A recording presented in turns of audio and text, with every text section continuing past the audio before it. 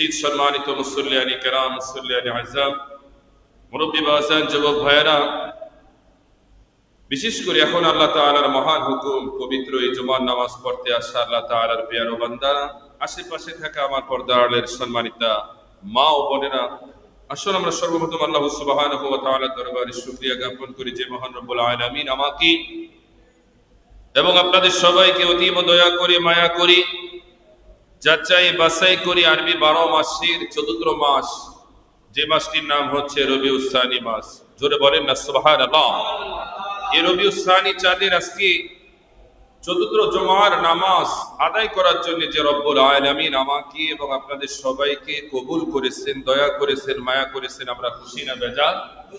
তাই আসুন আমরা আলোচনার প্রারম্ভে ওই নবীর নূরানী দরবারে ছোট্ট করে দুরূদ ও সালামের নজরানা পেশ করি, সকলেই সম্মিলিত ভাবে উচ্চ কণ্ঠে বুলন্দ কণ্ঠে পড়ি, বলেন না আলহামদুলিল্লাহ।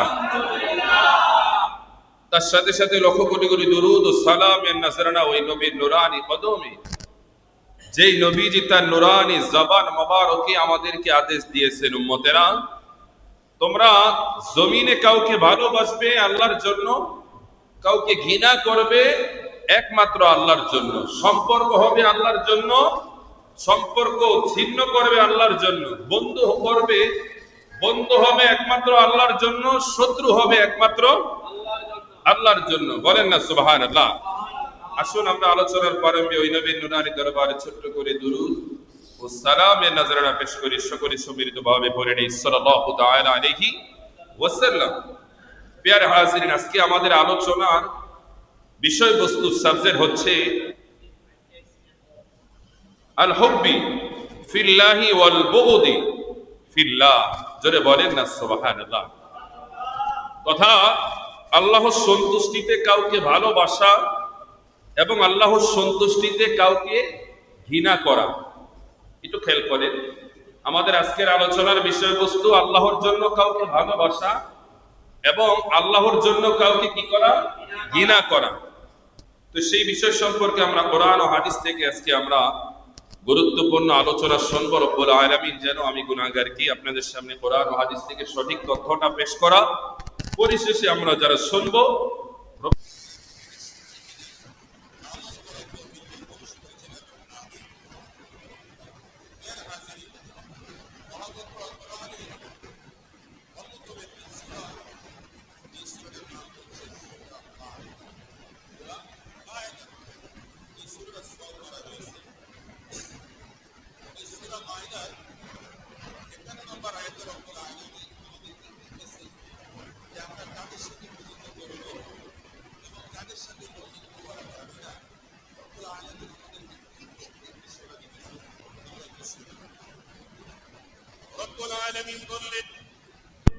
يا أيها الذين آمنوا لا تتخذوا اليهود والنصارى أولياء بعضهم أولياء بعض। বলেন আল্লাহু আকবার। রব্বুল আলামিন বললেন, হে ঈমানদারগণ, মুমিনগণ, তোমরা ইহুদি এবং খ্রিস্টীয়কে তথা খ্রিস্টানদেরকে বন্ধু রূপে তোমরা গ্রহণ করো না। তারা একে অপরের বন্ধু, তারা আমাদের বন্ধু নয়। ইহুদি খ্রিস্টানরা একে অপরের বন্ধু, তারা মুসলমানদের ইমানদারদের বন্ধু নয়। ঘোষণা কার? আল্লাহ। বলেন না ঘোষণা কার? আল্লাহ। এবার রব্বুল আলামিন বললেন পরের অংশে,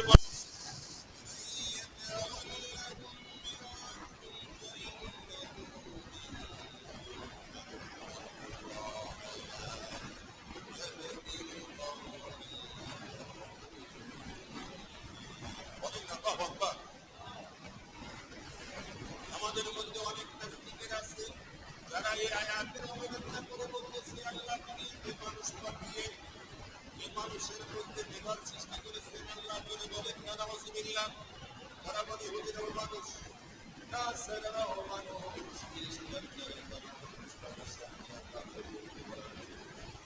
আমার আল্লাহ তাআলা তাদের সাথে সম্পর্ক না করার জন্য নির্দেশ দিয়েছে। তাদেরকে যেন আমরা বন্ধুরূপে গ্রহণ না করি। আল্লাহ নির্দেশ দিয়েছেন, আল্লাহ এই কাজ ভালো করে নাই, আল্লাহ এটা মানুষের উপরে নিষেধ করেন না। আল্লাহ পাঠাইল কি, বুঝাইল কি ওই নাস্তিকের বাচ্চাগুলো বুঝলো কি? রব্বুল আলামিন পরের অংশে বললেন, আর তোমাদের মধ্যে কেউ যদি তাদেরকে বন্ধুরূপে গ্রহণ করে তবে সে অবশ্যই তাদের দলের অন্তর্ভুক্ত হয়ে যাবে। নিশ্চয়ই আমি আল্লাহ তাআলা জালিম সম্প্রদায়কে সঠিক পথে পরিচালিত করি না।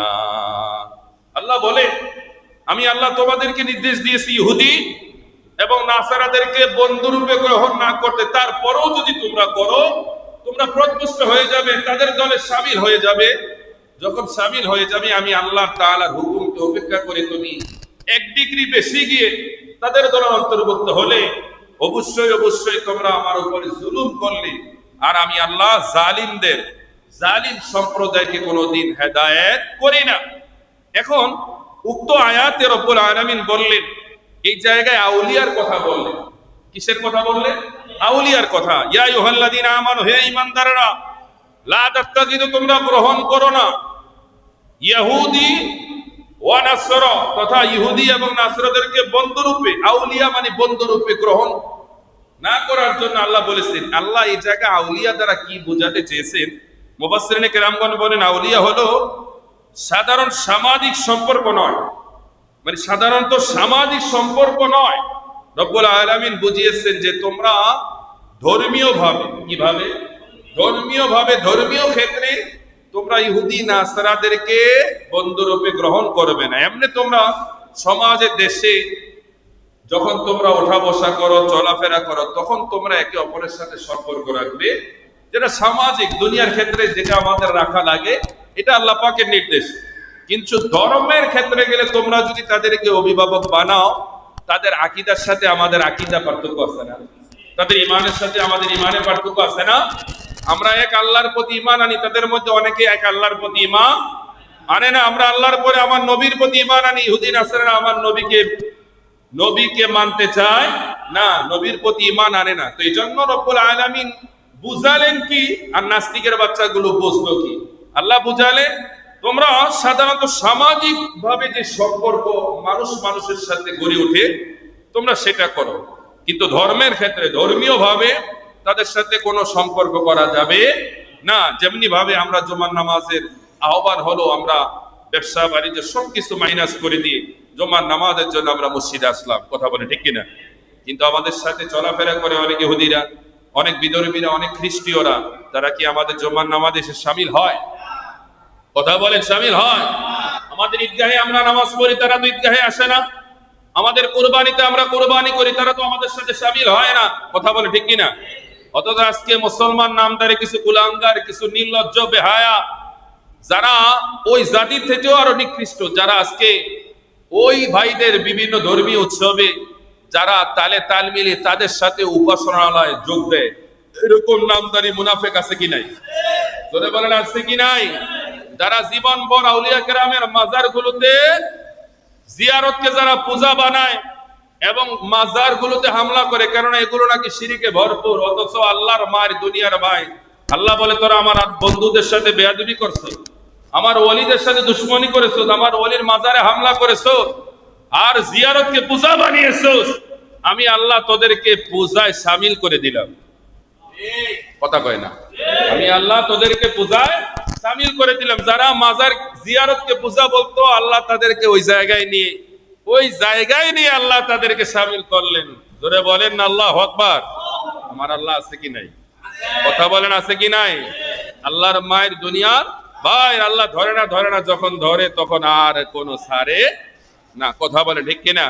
এখনো সময় আছে আল্লাহর ওলিদের সাথে বেয়াদবি যারা করেছো, এখনো সময় আছে। রাতের অন্ধকারে তাহাজ্জুদের নামাজে দাঁড়িয়ে আল্লাহর কাছে ক্ষমা চাও। ওই ওলি আল্লাহর দরবারে গিয়ে ক্ষমা চাও। আল্লাহর ওলিরা যদি ক্ষমা করে অবশ্যই হতে পারে আল্লাহ মাফ করে দিতে পারে, কথা বলে ঠিক কিনা? এবার আসেন রব্বুল আলামিন সূরা মুমতাহিনায়, যেটা হচ্ছে 28 পারার মধ্যে রব্বুল আলামিন সূরা মুমতাহিনার 13 নম্বর আয়াতে কি সুন্দর আরেকটি আলোচনা করলেন, কাদের সাথে আমাদের বন্ধুত্ব হবে এবং কাদের সাথে আমাদের শত্রুতা দরকার হবে।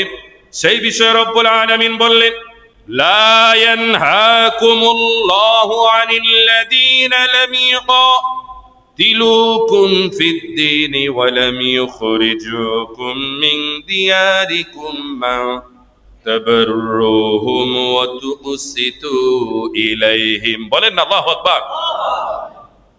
রব্বুল আলামিন বললেন, বান্দারারে, যারা তোমাদের বিরুদ্ধে ধর্মের কারণে যুদ্ধ করেনি এবং তোমাদেরকে তোমাদের ঘর থেকে যারা অন্যায় অবিচার করে বের করে দেয়নি, আল্লাহ তাআলা তোমাদেরকে তাদের সাথে সদ্য ব্যবহার করা ও ন্যায় বিচার করতে নিষেধ করেন না। কন্যা সুবহানাল্লাহ। দেখেন আল্লাহ কত দয়াবান। ভারতে আমাদের দেশের আমরা মুসলমান, হিন্দু, মুসলমানদের পরে যাদের অবস্থান সনাতন ধর্মের ভাইরা এবং হচ্ছে খ্রিস্টান, ইহুদি কম। ইহুদি কি বাংলাদেশে অনেক কম, কিন্তু ষড়যন্ত্র হচ্ছে ভিতরে ভিতরে। কি হচ্ছে? ষড়যন্ত্র হচ্ছে। আল্লাহ ইহুদি নাসরাদের ষড়যন্ত্রকে তুমি ধ্বংস করে দাও, সবাই বলেন আমিন। অথচ আমাদের মধ্যে হিন্দু মুসলমান মারামারি কাটাকাটি হানাহানি আছে, কেউ কারো ঘর বাড়ি জ্বালিয়ে দিয়ে এরকম কিছু আছে। যদিও দুই একটা ঘটনা বিভিন্ন সোশ্যাল মিডিয়ার মাধ্যমে দেখা যায়, কিন্তু এটার পিছনে তৃতীয় পক্ষের একটা চাল আছে। কথা ঠিক কিনা? পেয়ারে হাজিরি। অথচ আমাদের পার্শ্ববর্তী রাষ্ট্র ভারত, যারা আজীবন স্বাধীনতার পর থেকে আমাদের বন্ধুরূপে কোনোদিন বন্ধুত্বের ব্যবহার দেখায়নি, বরঞ্চ প্রতিনিয়ত তারা শত্রুদের চাইতে আরো নিকৃষ্ট ব্যবহার আমাদের উপহার দিয়েছে। কথা বলে ঠিক কিনা? যেই সরকারি আসুক না কেন, তারা সব সময় তাদের দালাল হয়ে যায়। কথা ঠিক কিনা? পারে না গোটা দেশটাকে বিক্রি করে তাদের কি উপহার দিতে। দেশের মানুষ জাহান্নামে যাক, কোনো সমস্যা নাই, আমার ভারত খুশি থাকলে হয়, এরকম আছে কি নাই? জোরে বলেন আছে কি নাই? পেয়ারে হাজিরি, সেই পার্শ্ববর্তী রাষ্ট্রতে আমরা দেখতে পাই আমাদের মুসলমান ভাইয়েরা ঠিক মতো নামাজ পড়তে পারে না, মসজিদে যেতে পারে না, মাজার জিয়ারত করতে পারে না, তারা তাদের ধর্মীয় যে কাজগুলো রয়েছে সেগুলো প্রকাশ্যে করতে পারে না। কট্টরপন্থী ভারতের হিন্দুত্ববাদী কিছু ভাইয়েরা, যারা এই জালিমগুলো, যারা মুসলমানদের উপরে জুলুম নির্যাতন নির্বিচার করতেই আছে। রব্বুল আলামিন এজন্যই বললেন, তোমাদের সাথে ওঠা বসা করে অনেক বিধর্মী, যে কোনো ধর্মের অনুসারী হতে পারে, তারা কোনোদিন তোমাদের ধর্মের উপরে আঘাত করেনি। তোমাদেরকে অন্যায়ভাবে ক্ষমতা থাকার পরেও অন্যায়ভাবে তোমাদেরকে ঘর থেকে বের করে দেয়নি। তোমরা ওই ভাইদের সাথে কোনোদিন খারাপ আচরণ করবে না। জোরে বলেন না সুবহানাল্লাহ। মেসেজটা বুঝছেন না? কোন যদি ধরেন আমাদের রাষ্ট্রপ্রধান যদি আজকে ভিন্ন ধর্মী হয়, ওই ধর্মের মানুষ হওয়ার পরে, ক্ষমতা থাকার পরে আজকে যদি মুসলমানদের উপরে যদি ধর্মীয় ভাবে কোনো আক্রমণ না করে এবং আমাদেরকে যদি অন্যায় ভাবে যদি আমাদের বাসস্থান থেকে যদি বের করে না দেয়, তাহলে তাদের সাথে সদ্য ব্যবহার করা, ন্যায় বিচার করা নির্দেশ কার? আল্লাহর। কন্যা সুবহানাল্লাহ। কিন্তু জিহাদ তখনই ফরজ হবে যখন ভিন্ন ধর্মের মানুষ আমাদের ধর্মের উপরে আঘাত করবে। কথা বলে ঠিক কিনা? জিহাদ তখনই ফরজ হবে যখন ভিন্ন ধর্মের মুলবি, আমাদের মুসলমানদের কোনো অপরাধ নাই, কিচ্ছু নাই, কিন্তু আমাদের বাসস্থান থেকে, আমাদের দেশ থেকে, মাতৃভূমি থেকে যখন আমাদের বিতাড়িত করবে, তখনই তাদের সাথে জিহাদ করা কি হয়ে যাবে?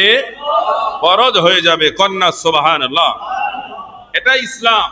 ইসলাম কাউকে কোনদিন সরাসরি আঘাত করে নাই। কথা ঠিক কিনা? ভিন্ন ধর্মের মানুষের প্রতিও সর্বোচ্চ শ্রদ্ধা সম্মান শিখিয়েছে ইসলাম। কথা বল। সর্বোচ্চ সম্মান শিখিয়েছে কি? ইসলাম। কন্যা সুবহানাল্লাহ। প্যারে হাজিরিন, এবার আসেন আল্লাহর প্যারে নবী, দো জাহানের বাদশা নবী মুহাম্মদুর রাসূলুল্লাহ সাল্লাল্লাহু তাআলা আলাইহি ওয়াসাল্লাম, নূরের নবী, মায়ার নবীজি, তার নুরানি জবান মুবারকে বলেন, মুসলিম শরীফের প্রথম খণ্ড 331 পৃষ্ঠার মধ্যে যে হাদিস শরীফটি রয়েছে, হাদিস নাম্বার হচ্ছে 1031। 1031 আল্লাহর নবীর প্রিয় সাহাবী হযরতে আবু হুরায়রা রাদিয়াল্লাহু তাআলা আনহু থেকে বর্ণিত। তিনি বলতেছেন, ও قال سبعة يظلهم الله في ظله يوم لا ظل إلا ظله বলেন আল্লাহু আকবার। নূরের নবী মায়ার নবীজি তার নুরানি জবান মোবারকে বলেন, 7 ধরনের লোককে রব্বুল আলামিন হাসরের ওই কঠিন ময়দানে আমার আল্লাহ তাআলা আরশে আজিমের নিচে ছায়া দান করবে। আর যেদিন তার ছায়া ব্যতীত ওই হাসরের ময়দানে আর কোন ছায়া থাকবে না। বলেন আল্লাহু আকবার। তাহলে কয় ধরনের ব্যক্তিকে আমার আল্লাহ আরশের নিচে ছায়া দান করবেন? একটু কথা বলেন, কয় ধরনের? পিছনের ভাইরা বলেন না সবাই একসাথে, কয় ধরনের? 7 ধরনের ব্যক্তিকে রব্বুল আলামিন কঠিন ওই হাসরের ময়দানে ছায়া দান করবে। 1 নাম্বার কারা? তাদের কথা বলতে গেলে একটু কঠিন হয়ে যায়। রব্বুল আলামিনের প্রিয় নবীজি বলতেছেন, আল ইমামুল আদিল। বলেন না আল্লাহু আকবার। আল ইমামুল আদিল তথা ন্যায় পরায়ণ বাদশা, ন্যায় পরায়ণ খলিফা, ন্যায় পরায়ণ শাসক যিনি, যেটা আমাদের দেশের ভাষায় ন্যায় পরায়ণ প্রধানমন্ত্রী। কথা বলে ঠিক কিনা? ন্যায় পরায়ণ কেমন হবে? যিনি জনগণের উপরে কোনদিন অন্যায়ের সাথে কোনো অন্যায় বিচার করবে না, অন্যায়ের সাথে কোনো বিচার করবে না, ক্ষমতায় থাকার পরেও কোনোদিন কোনো জনগণের উপরে কোনো জুলুম করবে না। কথা বলে ঠিক কিনা? এটি হচ্ছে ন্যায় পরায়ণ শাসক। ন্যায় পরায়ণ শাসকদের অনেকগুলো বৈশিষ্ট্য রয়েছে, এগুলো নিয়ে আমরা আরেকদিন আলোচনা করব। প্রিয় হাজিরিন, বলেন না এই যে হাদিস শরীফের ভাষায় যে আল ইমামুল আদিল, ন্যায় পরায়ণ বাদশা, আমাদের দেশে ন্যায় পরায়ণ বাদশা, এটি কি অহরহ না খুবই অভাব? অনেক অভাব। কথা কোন ঠিক কিনা? স্বাধীনতার পর থেকে তো অনেকেই ক্ষমতা এসেছে, অনেকে আসার জন্য চেষ্টা করেছে, কিন্তু ন্যায় পরায়ণ বাদশা খুবই কম। কথা বলে ঠিক কিনা? আমরা কাউকে ছোট করতেছি না, কিন্তু ন্যায়পরায়ণ বাদশা নেতৃত্ব দেওয়ার জন্য যে গুণাবলী দরকার, এরকম বাদশা আমরা অন্তত পাইনি। এতটুকু বলতে পারি। কথা কোন ঠিক কিনা? যার ভিতরে ভয় থাকবে একজনের, তিনি কে? যার ভিতরে আদর্শ থাকবে একজনের, তিনি আমার নবী, আপনার নবী, দো জাহানের বাদশা নবী মুহাম্মদুর রাসূলুল্লাহ সাল্লাল্লাহু তাআলা আলাইহি ওয়াসাল্লাম নবীজির আদর্শ থাকবে। যিনি হযরতে ওমরের মতো জমিনে দাপিয়ে পড়বে, কাউকে ভয় পাবে না, পরোয়া করবে না, আল্লাহর সামনে সারা জমিনে কারো কাছে মাথা নত করবে না। যিনি হযরতে আবু বকরের মতো বন্ধুত্ব হবে, যিনি হযরতে ওসমানের মতন দানশীল হবেন, লজ্জাশীল হবেন, যিনি মাওলা আলীর মতন যুদ্ধের ময়দানে দাঁড়িয়ে কোটি কোটি দুশমনকে যিনি একাই মোকাবেলা করবেন। কন্যা সুবহানাল্লাহ। এমন ন্যায়পরায়ণ বাদশা আমরা চাই কি চাই না? জোরে বলেন না, চাই কি চাই না? চাইতে হবে নিজের সর্বশ্রেষ্ঠ আমানত যে ভোট, এটাও এই আমানতদারিতা রক্ষা করতে হবে। 1 কাপ চা 500 টাকা 1000 টাকার একটা নোটের বিনিময়ে আমরা যেন এই আমানতদারিতা যেন নষ্ট না করি। কথা বলে ঠিক কিনা? রব্বুল আলামিন যেন আমাদের এই দেশের জন্য এমন শাসক কবুল করে যিনি ন্যায়পরায়ণ বাদশা হবেন। এই ন্যায়পরায়ণ বাদশার অনেকগুলো গুণাবলী, যেগুলো ইতিমধ্যে আমি কয়েকটা ইঙ্গিতে বললাম, এগুলো নিয়ে আলোচনা করতে গেলে আমাদের জুম্মার আলোচনা একটা ন্যায়পরায়ণ বাদশা দিয়ে চলে যাবে। কথা বলে ঠিক কিনা? তো আমরা সবাই জানি ন্যায়পরায়ণ বাদশা কে, তার আলামত গুলো কি, বৈশিষ্ট্য গুলো কি। এগুলো যদি আমাদের দেশের মধ্যে যদি কারোর ভিতরে আপনি পান, তাহলে অবশ্যই তার পক্ষে থাকা আমাদের দরকার আছে কি নাই? একটু ইমান আওয়াজ দিয়ে বলেন না, আছে কি নাই? প্যারে হাজিরিন, এবার রব্বুল আলামিনের প্যারে নবীজি বললেন, ওয়াশাবুন নাশাআ বিইবাদাতিল্লাহ। নূরের নবী মায়ার নবীজি বললেন, হাসরের ময়দানে আল্লাহ তাআলা দ্বিতীয় ওই শ্রেণীর ব্যক্তিদেরকে হাসরের ময়দানে আরশ মুআল্লার নিচে ছায়া দান করবেন। ওই শ্রেণী হচ্ছে কারা? যারা হচ্ছে দুনিয়ার জমিনে ওই যুবক যাদের জীবনটা যৌবনের সময় একমাত্র আল্লাহর জন্য গোটা সময়টাকে কুরবান করে দেয়। বলেন না সুবহানাল্লাহ। কথা, যৌবনের যে যুবকটা তার প্রতিটি সময় আল্লাহর জন্য কুরবানি করে ইবাদতে সব সময় নিজেকে ধাবিত রাখে। যৌবনের সময়টা কোন সময় থেকে বর্তমান আমাদেরকে যেটা আধুনিক বিজ্ঞান সব পরিবেশ পরিস্থিতি থেকে আমরা যেটা বুঝতে পারি, আমাদের জীবন থেকে বুঝতে পারি, আপনি ধরতে পারেন 15 থেকে 40 বছর পর্যন্ত, 15 থেকে 40 বছর পর্যন্ত ওই সময় আমাদের শরীরের শক্তি কম না বেশি? 40-এর পর থেকে থাকে 50 পর্যন্ত, কিন্তু 40-এর পাওয়ার আর 50-এ পাওয়া যায় কথা কোন ঠিক কিনা? আমাদের দেশে দেখবেন যারা ক্রিকেট খেলে, ফুটবল খেলে, ওই ফুটবল খেলোয়াড় 15 বছর থেকে মোটামুটি তার কেরিয়ার শুরু হয়ে যায়। নরমালি 18 বছর 20 বছরে শুরু হয়। তো তার কেরিয়ার ইতি টানে কেউ 36 বছরে, কেউ 35 বছরে, কেউ 40 বছরে, তার বেশি নয় কথা কোন ঠিক কিনা? তাইলে বোঝা যায় 40 বছর পর্যন্ত মানুষের পরিপূর্ণ যৌবনটা তার ভিতরে থাকে। কিন্তু আমার নূরের নবী মায়ার নবীজি বলতেছেন হাসরের ময়দানে জান্নাতি পুরুষদের বয়স হবে 30 থেকে 33। জান্নাতি আমরা যারা হব আমাদের বয়স হবে 30 থেকে 33। 30 থেকে 33-এর এই বয়সটা যৌবনের পাওয়ার কম না বেশি? কথা বলেন, কম না বেশি? অনেক বেশি। কি দিয়ে আপনাদেরকে বোঝায়? যাদের এই বয়স আছে তারা বোঝেন কথা কোন ঠিক কিনা? আর জান্নাতি পুরুষের শক্তি কম না বেশি? দুনিয়ার জমিনে সমস্ত নবী রাসূলদেরকে আমার আল্লাহ তাআলা জান্নাতি শক্তি দিয়েছেন, এবং সমস্ত নবী রাসূলদের শক্তি এক পাল্লায় দিলেও আমার নবীর শক্তি হয় না। কন্যা সুবহানাল্লাহ। আমার নবীকে আমার আল্লাহ তাআলা জান্নাতি পুরুষদের 100টা পুরুষের যে শক্তি, যৌবনের শক্তি, তার চাইতে আরো বেশি শক্তি আমার নবীকে আমার আল্লাহ দিয়েছে। খুশি না বেজার? জোরে বলেন না, খুশি না বেজার? প্যারে হাজিরিন, তাহলে 1 নাম্বার কি? ন্যায় পরায়ণ বাদশা। 2 নাম্বার হচ্ছে ওই যুবক যার জীবনটা, যৌবন কালটা কার জন্য ব্যয় করে? জোরে বলতে হবে, কার জন্য? আল্লাহর জন্য। এবার নূরের নবী মায়ার নবীজি বলতেছেন ওয়ারজুলুন কলবুহু মুআল্লাকুন ফি মসজিদিন, বলেন না সুবহানাল্লাহ। এমন ব্যক্তি যার অন্তরটা সব সময় মসজিদের সাথে সম্পর্ক, ভালোবাসা, কন্যা সুবহানাল্লাহ।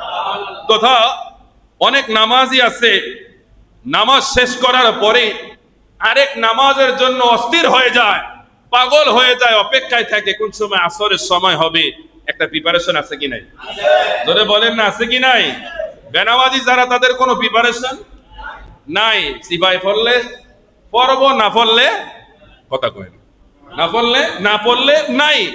কিন্তু নামাজি যারা, যারা আল্লাহকে ভালোবাসে, আমার নবীকে ভালোবাসে, পরকালকে যারা নিয়ে চিন্তা করে, তারা এক নামাজের, এই যে জুম্মার নামাজ পড়ছি, আবার আল্লাহ বাঁচাইলে হুজুর সামনে জুম্মায় দেখা হইব, এরকম ফিলি আরো আছে, কিন্তু হাতে গোনা কম। হাতে গোনা কি? আরে কথা কয় না, হাতে গোনা কি কম। এরকম প্লেয়ার যদি কেউ থাকেন, এখনো সময় আছে, আপনারা আল্লাহর কাছে ক্ষমা চান। ক্ষমা চান না, ক্ষমা চান। নবীজি বলেন এক ঈদ থেকে আরেক ঈদ, এক রমজান থেকে আরেক রমজান, এক জুম্মা থেকে আরেক জুম্মা, এক নামাজ থেকে আরেক নামাজ, এই যে মাঝখানের এই গ্যাপ গুলো আল্লাহ তাআলা, নামাজি বান্দার দ্বারা যদি কোনো ভুল হয়ে যায়, আল্লাহ তাআলা এই গ্যাপের মধ্যে ভুল হয়ে গেলে এক নামাজ আরেক নামাজ দ্বারা, এক ঈদের নামাজ আরেক ঈদের নামাজ দ্বারা, এক জুম্মা আরেক জুম্মার নামাজ দ্বারা আল্লাহ তাআলা মাফ করে দেন। জোরে বলেন না সুবহানাল্লাহ।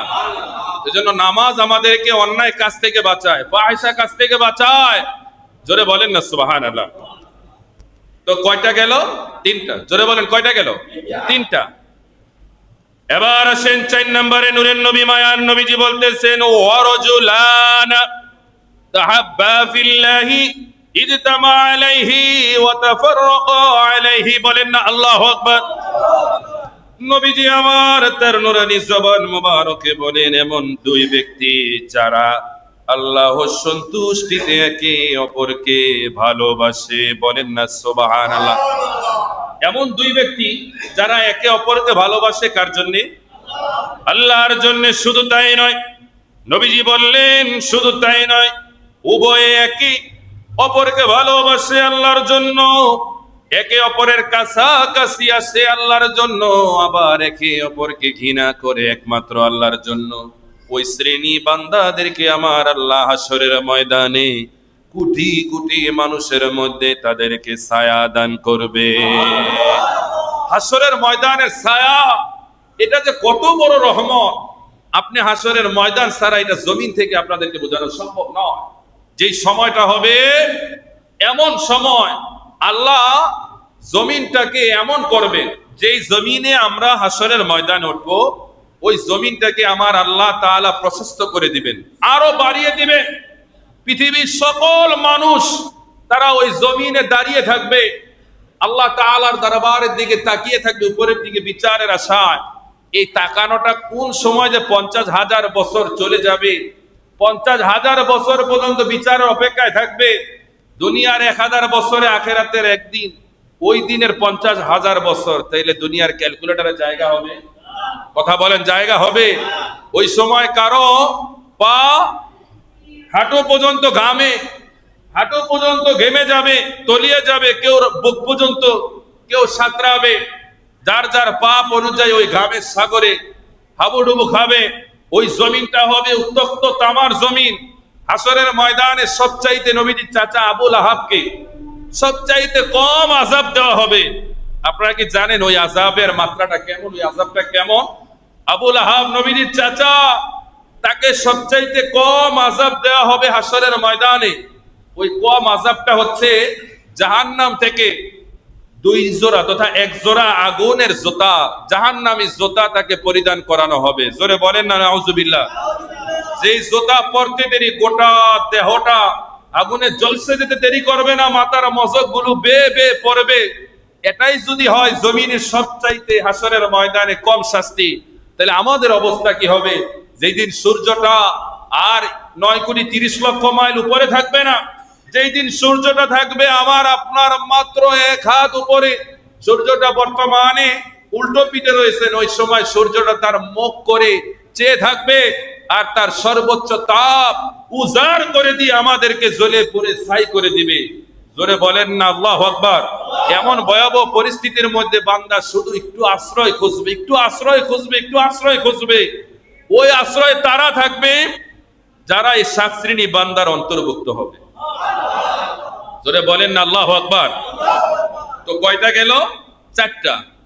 এবার নূরের নবী, মায়ার নবী তার নূরানী জবানে বললেন 5 নাম্বার হচ্ছে তারা কারা, তাদের পরিচয় হচ্ছে ওরজুলুন দাআতুহু ইমরাআতুন যাতু মানসাবি ওয়া জামালিন ফাকালা ইন্নী আখাফুল্লাহ। ওই পুরুষ হাসরের ময়দানে, ওই যুবক হাসরের ময়দানে আরশ মুআল্লার নিচে ছায়ায় থাকবে, যাদেরকে দুনিয়ার সুন্দরী রমণীরা কাছে পাওয়ার জন্য আহ্বান করবে, কাছে যাবে। ইচ্ছে করলে দুনিয়ার নারীর উপভোগ সে করতে পারে, তারপরেও রব্বুল আলামিনের ভয়ে ভালোবাসায় ওই পরকালের কথা চিন্তা করে তারা ওই জিনার কাছ থেকে, অন্যায়ের কাছ থেকে, খারাপ কাজ থেকে যারা নিজেদেরকে বাঁচিয়ে রাখবে, আমার নূরের নবী মায়ার নবীজি বললেন ওই বান্দা ওই যে মুহূর্তের জন্য, ক্ষণিকের জন্য নিজের যৌবনের চাহিদাটাকে আল্লাহর জন্য কন্ট্রোল করলেন, আমার আল্লাহ তাআলা সাথে সাথে তার নামটা ওই আরশের ছায়ার নিচে কবুল করে নিলেন। জোরে বলেন আল্লাহু আকবার। এমন পুরুষের বর্তমানে অভাব, কথা কোন? এমন পুরুষ মনে আমাদের ঘরে ঘরে আছে, অনেক অভাব, কথা কোন ঠিক কিনা? আমরা তো বড় আশ্চর্য লাগে। এই যে গত 2 দিন আগে আমিও বাড়িতে গিয়েছিলাম, এই যে কাইকের থেকে ব্রিজ, এই ব্রিজের নিচে একজন মেয়েকে বস্তাবন্দি অবস্থায় পেয়েছেন। আমাদের সোনারগাঁও নামি দামি এক রেস্তোরাঁ মেয়েটা জব করতো, কিশোরগঞ্জের ওদিকে বাড়ি। এই মেয়েটা বস্তাবন্দি হয়ে আজকে পড়ে আছেন। এই মেয়েটাকে তো এমনি এমনি মারে নাই। আমাদের দেশে 2 বছরের মেয়েদের পর্যন্ত ধর্ষিত করা হয়, 75 বছরের বুড়িও বাদ যায় না, কথা কোন ঠিক কিনা? এটার পিছনে কারণ হচ্ছে কি জানেন? আমাদের আজকে সোশ্যাল মিডিয়া এত আপডেট হয়েছে, এত আপডেট হয়েছে, ইচ্ছে করলে আমরা যা খুশি চোখ দিয়ে তাই দেখতে পারি। দেখতে দেখতে দেখতে দেখতে আমাদের দিমাগ, মস্তিষ্ক সবকিছু নষ্ট হয়ে যায়। তখন আমরা সামনে বুড়ি পাই, করা পাই, যা পাই, আমরা সেদিকে দেখি না। নিজেকে কন্ট্রোল করার জন্য নিজের যৌবনকে নিয়ন্ত্রণ করার জন্য যা পাই আমরা তার উপরে হিংস্র হায়নার মতো আমরা ঝাঁপিয়ে পড়ি। আরে কথা বলে ঠিক কি না? প্রিয় হাজিরিন, এভাবে যদি সোশ্যাল মিডিয়াটা আরো যদি উন্মুক্ত হয়ে যায় তাহলে অচিরে আমাদের ভবিষ্যৎ প্রজন্ম চরিত্র নিয়ে সন্দেহ আছে কি নাই? একটু কথা বলেন না, আছে কি নাই? রব্বুল আলামিন যেন আমাদের ভবিষ্যৎ প্রজন্মকে যেন সোশ্যাল মিডিয়ার এই নোংরামি জগৎ থেকে যেন হেফাজত করে, সবাই বলেন আমিন। আমি এই বিষয় নিয়ে আর বিস্তারিত বললাম না, আপনারা বুঝে গেছেন। তো 6 নাম্বার হচ্ছে নূরের নবী মায়ার নবীজি বলতেছেন যে ওয়ারজুলুন তাসাদ্দাকা বিসাদাকাতিন ফাআখফাহা হাত্তা লা তা'লাম ইয়ামিনুহু মা ইউমকিনু শিমালুহু। বলেন আল্লাহু আকবার। নূরের নবী মায়ার নবী বলেন এমন ব্যক্তি যিনি কোনো বস্তু দান করে একে এমন ভাবে গোপন করে রাখে যে তার ডান হাতও জানে না, বাম হাত দান করেছে তার ডান হাতের খবর নাই। বলেন না সুবহানাল্লাহ। যে ব্যক্তি দান করে একমাত্র আল্লাহর জন্য, যে ব্যক্তি দান করে কাউকে বলে না এই যে ভাই মসজিদে সেটা কিন্তু আমি দিছি, মসজিদে এই যে এতগুলা ফ্যান আমি দিয়েছি, এরকম আছে না? দানে প্রতিযোগিতা দেন, এটা ভালো, কিন্তু দান করে অহংকার করা ভালো। অনেকে আমাদেরকেও বলে হুজুর আমার আপনি চিনতেন না, এই যে মসজিদে এটা দেখছেন এটা কিন্তু আমি দিছি, বুঝাইলো তিনি একজন দানশীল। আরে কথা বলে ঠিক কি না? ভাইরা আমার, আল্লাহ আপনাকে সুযোগ দিয়েছে, আপনাকে দেওয়ার আপনি দিচ্ছেন। এই যে মসজিদের পাশে 2 গেটে যারা বসে আছে, আল্লাহ তো ইচ্ছা করলে তাদের জায়গায় আপনাদের তো বসিয়ে দিতে পারতেন। আল্লাহ আপনাকে দেওয়ার সুযোগ দিয়েছে, তাদেরকে নেওয়ার সুযোগ দিয়েছে। আল্লাহ তো ইচ্ছা করলে বিপরীত করতে পারে কি পারে না? আমার ভাই আব্দুর রহমান সেক্রেটারি সাহেব, তার একটা কথা আসলে আমাদের ভালো লেগেছে, আপনাদের সাথে শেয়ার করা দরকার। তিনি তার পরিবার পরিজন নিয়ে হজ করার জন্য, উমরা করার জন্য ইচ্ছে করেছেন। তিনি বললেন ভাই আজকে আমার টাকা আছে, আগামীকাল নাও থাকতে পারে, যেহেতু আমার সামর্থ্য আছে আমি আমার পরিবার পরিজন নিয়ে আল্লাহর ঘর ঘুরে আসি। যদি সামর্থ্য না থাকে ওই সময় তো আরো বেশি ইচ্ছে করবো, কথা কয় না? ওই সময় আরো বেশি ইচ্ছে করে না? হঠাৎ করে দেখবেন চোখের আলো গেলে আপনার কোরআন শরীফ পড়তে ইচ্ছা করবে, কিন্তু চোখ থাকতে আপনি পড়েন। আপনার পা নাই, নামাজ পড়তে ইচ্ছে করবো, পা থাকতে আপনি পড়েন নাই। কথা জবান বন্ধ হয়ে গেছে, কিন্তু যখন বন্ধ হয়ে গেছে তখন আপনার দুরূদ শরীফ পড়তে জিকির করতে ইচ্ছে করবো, কিন্তু যখন ছিল আপনি করেন নাই। যেটা যে সময় না থাকে ওই সময় থাকলে কি কি ভালো কাজ সেটা আপনার ইচ্ছে করবে, কিন্তু থাকলে আপনি করেন নাই। এরকম আছে কি নাই? তো প্রিয় হাজী, এই কথাটা ভালো না খারাপ? এটা আমাদের প্রত্যেকেরই এমন বক্তব্য দরকার আছে কি নাই? আমরা তো নিয়ত করি হুজুর ভাইয়াটা বড়, বিয়ার সাথে দিয়া লই, ফলানার লাইনও দিয়া লই, বাড়ির 1 তালা 2 তালা করে লই, 7 তালা 8 তালা বানাই লই, এরকম ফিলিয়ার আছে কি নাই? যারা আল্লাহর হুকুম, আল্লাহ নবীজি বলেন যারা হজ করার সামর্থ্য থাকার পরে হজ করলো না, তারা আমার উপরে কি করলো? জুলুম করলো। জোরে বলেন কি করলো? সর্বশেষ 6 শ্রেণীর কথা আলোচনা হয়ে গেছে। 7 নাম্বার হচ্ছে নবীজি বলেন ওয়ারজুলুন যাকারাল্লাহ খালিয়ান ফাফাদাত আইনাহু। কন্না আল্লাহু আকবার। নবীজি বলেন এমন ব্যক্তি যিনি একাধিক আল্লাহকে স্মরণ করে, শুধুমাত্র আল্লাহকে স্মরণ করে একাকি একাকি আমার আল্লাহ তাআলার ভালোবাসায় ভয়ে মহাব্বতে তার চোখের পানি ঝরায়, এমন ব্যক্তি আমাদের দেশে আছে কি নাই? আছে, আছে। এমন ব্যক্তি আছে বিদায় কি পৃথিবীটা এখনো আছে, যারা গোপনে আল্লাহ তাআলাকে স্মরণ করে চোখের পানি ঝরায়। এই ভালোবাসাই তো আমার আল্লাহ তাআলা চায়। তো এই 7 শ্রেণীর ব্যক্তি আমরা হতে চাই কি চাই না? জোরে বলেন না, চাই কি চাই না? রব্বুল আলামিন যেন কবুল করে, সবাই বলেন না আমিন। একটু জোরে বলেন না আমিন। প্রিয় হাজিরিন, দোয়া চেয়েছেন আমাদের ইসলাম ভাই কালাম মিয়ার জন্য, যিনি 3 দিন আগে ইন্তেকাল করেছেন। আল্লাহ তাআলা যেন কালাম মিয়াকে যেন জান্নাতের সুচ্চ মাকামে কবুল করে, সকলে বলেন আমিন। এবং বিশেষ করে আমাদের প্রিয় সোহেল ভাই, যার আজকে 2য় মৃত্যুবার্ষিকী উপলক্ষে তার কন্যা সন্তান বাবার জন্য দোয়া চেয়েছেন। আমরা দোয়া করে আল্লাহ তাআলা যেন সোহেল ভাইকে জান্নাতের সুচ্চ মাকামে কবুল করে, সবাই বলেন আমিন। এবং বিশেষ করে আজকে একরামপুর যুব সমাজের উদ্যোগে বন্দর একরামপুরে পবিত্র ঈদে মিলাদুন নবী সাল্লাল্লাহু আলাইহি ওয়াসাল্লাম উদযাপন উপলক্ষে 15তম বার্ষিক ওয়াজ ও দোয়ার মাহফিল। ওই মাহফিল উপস্থিত থাকবেন আন্তর্জাতিক হাদিস সম্পন্ন মুফাসসির কোরআন শাইখুল হাদিস আমিরে তারিখে খাতমে নবুয়ত বাংলাদেশ আল্লামা মুফতি ডক্টর সৈয়দ মোহাম্মদ এনায়েতুল আব্বাসী ও সিদ্দিকী সাহেব। হুজুর 10টার দিকে আলোচনা করবেন, আমি গুনাহগার ওই মাহফিল উপস্থিত থাকবো। মাগরিব টু এশা আমার আলোচনা রয়েছে, আপনারা যারা পারেন ইনশাআল্লাহ এই মাহফিলে যাবেন।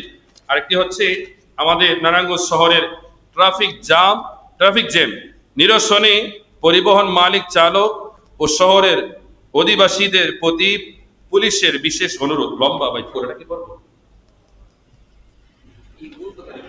মূল কথা হচ্ছে আগামী দিনগুলোতে নারায়ণগঞ্জ শহরের যানজট দূরীকরণের লক্ষ্যে যানবাহনের মালিক, চালক এবং নগরবাসীকে নিম্নলিখিত বিষয়গুলো মেনে চলার জন্য অনুরোধ করা হলো। সংক্ষেপে বলতেছি, 1 নাম্বার হচ্ছে নির্ধারিত লেন মানে রাস্তা, লেন এবং রাস্তা মেনে যানবাহন পরিচালনা করবেন। আমাদের দেশে যেটা কি বড় অবাক, অটোওয়ালারা তো কালীবাজার গেলে দেখা যায় একদিকে অটোওয়ালারা 5 জন, আরেকদিকে একজন ঢুকতে বাইরে দিকে কষ্ট হইতেছে। কথা বলা ঠিক না? কোনো ডিসিপ্লিন নাই, কারণ দক্ষতা নাই তো। এবং 2 নাম্বার হচ্ছে উল্টো দিকে গাড়ি চালানো বা হঠাৎ রাস্তার দিক পরিবর্তন থেকে বিরত থাকবেন। 3 নাম্বার হচ্ছে যানবাহন চালকদের পাশাপাশি যাত্রীগণ নির্ধারিত লেন এবং রাস্তা এবং উল্টো দিকে এবং যানবাহন চালানো না করার জন্য চালকদের নিষেধ করবেন। এভাবে মূল বিষয়টা নিশ্চয়ই আপনারা বুঝতে পেরেছেন। এই জায়গায় চালকদের একটা দায়িত্ব আছে, আমরা যারা আছে আমাদেরও কি কথা কেন, আমাদেরও কি দায়িত্ব আছে। তো আশা করি আমরা যদি উভয়ের দায়িত্বগুলো যদি মেনে চলি, আলহামদুলিল্লাহ। এই জায়গায় 12টা শর্ত, আরো যদি শর্ত থাকে কোনো শর্তই আমাদের মানা লাগবে না। যদি আমরা আমাদের মতো করে যদি আমাদের দায়িত্বগুলো যদি আমরা পালন করি, সব শর্তগুলো ওই দায়িত্বের মধ্যে এসে যাবে। কথা বল ঠিক কিনা? তো আল্লাহ তাআলা আমাদের সবাইকে সচেতন নাগরিক হওয়ার তৌফিক দান করে, সবাই বলেন আমিন। আজকের আলোচনা ছিল আল্লাহর জন্য একে অপরের সাথে বন্ধুত্ব। জোরে বলেন আল্লাহর জন্য একে অপরের সাথে, এবং আল্লাহর জন্য একে অপরের সাথে শত্রুতা। আশা করি আপনারা আমাদের আজকের এই আলোচনার মেসেজটা আপনারা বুঝতে পেরেছেন। সর্বশেষ বলেন, আরশ মুআল্লার নিচে কয় ধরনের ব্যক্তি ছায়া পাবে? 7 ধরনের ব্যক্তি আমরা হতে চাই কি চাই না? জোরে বলেন না, চাই কি চাই না? রব্বুল আলামিন যেন কবুল করে, সবাই বলেন আমিন। ওয়া আখির দাওয়ানা আলহামদুলিল্লাহি রাব্বিল আলামিন। আমরা যারা পরে এসেছি সেটা আমরা জমা আদায় করি।